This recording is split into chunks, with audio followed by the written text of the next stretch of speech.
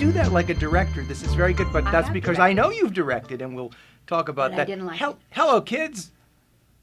I'm Brad Lemack. I'm still in Los Angeles, and I'm still here with the wonderful Bonnie Franklin, who is still here. It's good to see you and to be here with you and to talk about this stuff inside the business of acting. I mean, it is always another story because unlike those people who are wanting to have careers in this business to just the fans on the other side of the television set, what they experience is something completely different in many respects than from what the actuality is. Right.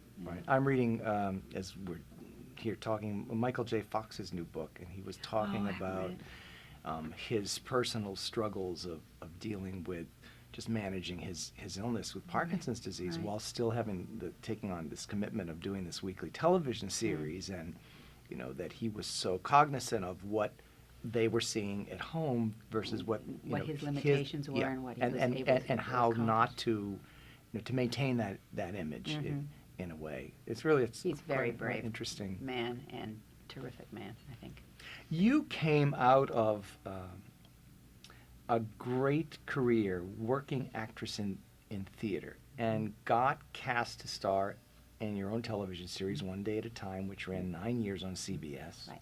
So with the visibility, notoriety, and fame that comes from television success, which is a different kind of animal than Theater. being successful in theater. Absolutely.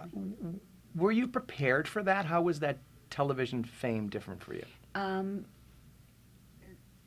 My fame, if you will, my celebrity, if you will, it's very different from, let's say, Henry Winkler's when that show was a big hit. In what way do you think? Well, I know what way it was. Our show was, I don't think that our show was, I'm not sure I'm using the correct word, a cult show, that you got a character. All right, I'll use a one from Norman Lear, Jimmy Walker, okay, that became like this character, this thing, exactly. Right. And that's a different kind of exposure.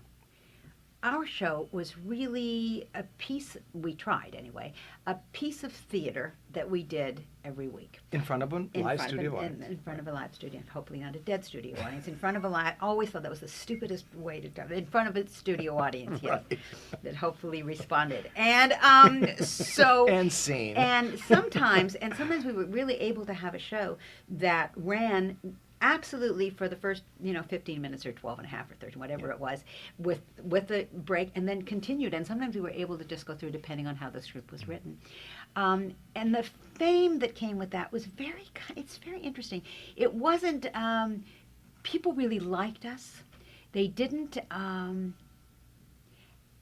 idolize us or make us something other than what they saw on television. It's not the big screen. It's not movie star fame. It's television fame. It comes into your bedroom. It comes into your living room. There's an intimacy. There is. So that there is the kind of, that you're, still, to this day, people all the time are saying hi and, how are you? And gee, and I loved you, and that was my family, and that was my life, and this is however many years, 25 years after we stopped doing the show. But, so that it wasn't anything to deal with. It was only that it allowed me to do other things. It allowed me to do, for instance, charity work, for instance, because I had a certain celebrity so that I could be able to get money, that I would be able to get things for. It does. Yeah. So, and to do some wonderful theater work that I was able to do during all of those years and post all of those years, that I don't think that I would have been able to do otherwise, or at least be considered for it, so that I was able to do Virginia Woolf and Delicate Balance and Frankie and Johnny and the Claire de Lune. Now, I had to audition for all of them. It isn't like they said, oh, come and do it. I mean, I had to really, put myself out there again. But it gave me a certain cachet. Yeah. And so it's interesting. You bring up a lot of things. Part of it is it's the transition in theater, Broadway, and theater in general, that the name on the marquee, that value has taken on new meaning in this landscape. But before we get there, we have so much to do. We may be here all night. Okay.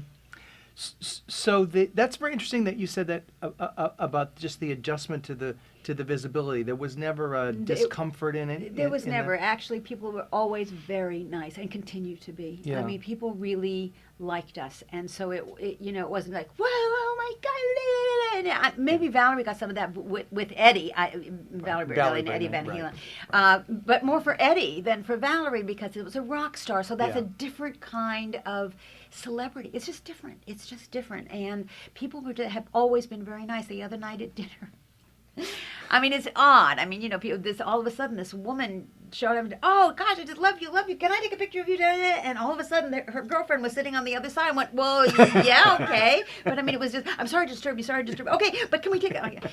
Or you know, it happens. You know, a piece of paper put under the toilet door in a ladies' room, going, "Can I have your autograph? Could you wait?" I mean, you know. So. But so is there a sense at all in you of because there, and I say this, I think because there's an expectation on the part of the person at home who develops a familiarity with a favorite TV character or performer, that person that they see for 22 minutes for a half hour every week is that way all the time. That's how they look all the time. That's how they behave all the time. And in fact, with a lot of actors, that's not true at all. No, but I think probably that expectation is there. You know, there was always when I would respond to fan mail, I would say, please understand that I have my scripts written for me. This is all written so that you think that I have an answer for what your problem is. I don't personally, I'm not in this position in my real life. So understand that this is, you know, a scripted series. We're not, you know, in those days they didn't have these real life, you know, let's have another reality show. Yeah, for sure. It's interesting also because I know that in the schools and colleges where they teach actors the art and craft of the profession and hopefully a little bit at a time the business of the profession, which we're doing at Emerson College. We're trying to interject that to be educated in and prepared in having a career in this business. It isn't like it was in 1920 or 30 or 40 where, you know, you learn a method, you learn a skill, you learn to recall emotion and, you know, blah, blah, you're a hit. No, but all of those things, honestly, the training and all of that will hold you in good stead. I still think that all of that training is terribly important. I think that there is an expectation I see with young people where they want, I want to be a television star. Well, hello, because there's a lot more that goes into that, and it's a learning process. I know of two actors who have known everything from the minute they started, and it's Meryl Streep and Peter O'Toole. For some reason, the first minute out of the box, they were like, I know everything, and I'm perfect. And they are. They are. They're just like perfect. For most people, for working people, for people who want, you continue to learn all the time. I mean, when I made this transition from stage, I would look at those shows and I would go, what are you doing? I mean, that camera is in your face. That you're not, I mean, we might have a studio audience, but you're not talking to the back row as you did when you were doing a Broadway musical at the Palace Theater in New York City. And that was a real, you know, a learning process that I had to really learn on myself as I watched and go, that was awful. Or, you know, or that doesn't work, or understand what you're doing, and learning from the people that I was working with. And that transition from acting for the stage for acting from the camera. Yeah, it's different. It's just different. The subtleties are important. Yeah, but I think that the soul of it, the heart of it, is the same. I think that the training is important. I think that the dance classes are very important. I think that for a long-term career, I'm not, you know, there could be, you could do one show, but I'm talking about to know how to move. I mean, just a couple of nights ago, I saw Mandy Patinkin, who is a brilliant actor and a beautiful musical actor, and the way he uses his body, I mean, you just... It's art. Yeah, it's art. Well, it is art. It is art. You're talking about the difference between a series of jobs and a career. Yeah. And a career is hard. I really, and I've said this to so many young people who have asked me very much the kinds of questions. If there's something else that you can do, and there's something else you enjoy doing, do it. Because this is so damn hard. And it is, you have to be able to take rejection because you are rejected most of the time. And you have to still keep picking yourself up and go back. You better have a passion for what it is that you do, and a real passion that there isn't anything else that you can do or want to do or can live without. Because I'm telling you, it's murder. I mean, it's murder very often on family, it's murder on your soul, it's murder, it's really, and the benefits are there if you are lucky enough to reap those benefits. But, and you know, when you have one of those moments on stage or even on television, when it all works, it's like magic. But there's a lot of times when it's just, work. Is the passion ever waned for you? Well, I went through a period of time where there was a great deal of rejection. I mean, just like a lot of rejection. And I thought, oh, my head is being flat. I really thought that my head was getting flat from being, all the hitting. And I just went, I thought, I've got to find something else to do. I've got to find something else to do. And let me go somewhere. And I realized over a lot of soul searching and a lot of, talking and that this was really the only thing that besides tap dancing, the only thing that I really felt passionate about. I directed, and I found it's the hardest job in the world as far as I'm concerned. And I really needed to have. This is going to sound really facile. I really needed to have the pat. I really needed to have somebody saying, "Nice job, good work." Applause. I really needed that. Yeah. But the passion of the work itself, no, that has not waned. It did, and I found that this is the only thing I really did have passion for. But it's tough. And even normally, if it would wane in anybody, it's that it comes back to fill you again. It does, if you're lucky enough to be able to. In the last few years, there's a theater company out here that I've worked with.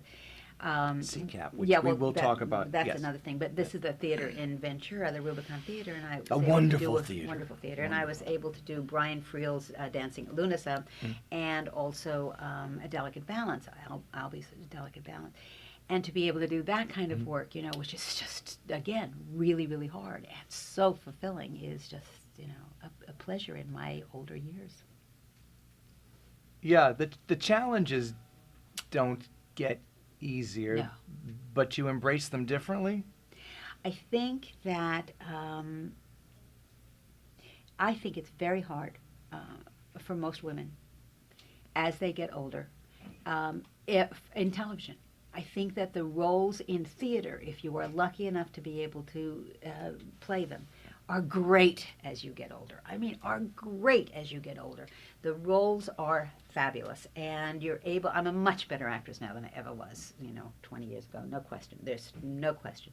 But I've been able to learn by playing extraordinary roles by very gifted by genius writers, and working with wonderful directors. So, I'm a lucky woman. And living. I think the more life we live, the more colors, emotions we absorb that make us better at everything we do. I hope so.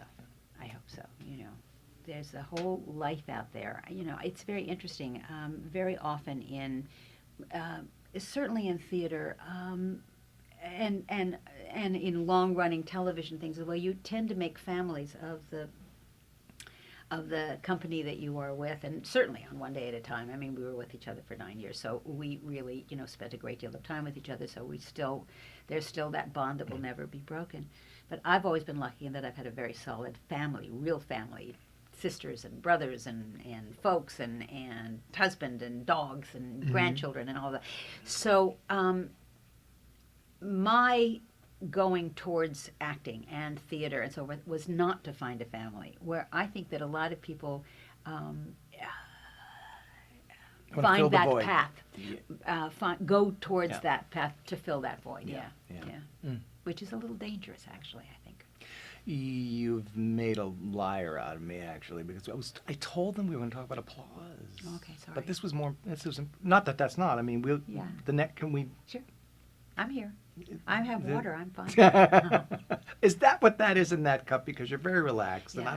don't want Well, maybe it's TMZ vodka, to but I pick didn't up know. any. Maybe it is. I just don't know. It tastes like water. See, that's the inside the business of acting filter. Uh-huh. When we come back and you join us in segment 3, we are going to talk about applause, Broadway. And you made your Broadway debut in a production, in a role that got you a Tony nomination. It I mean, did. this is, It did. that's a cliffhanger. Okay, there we go again. And I'm getting better at You this too. are. You see the older I, you see? Uh-huh.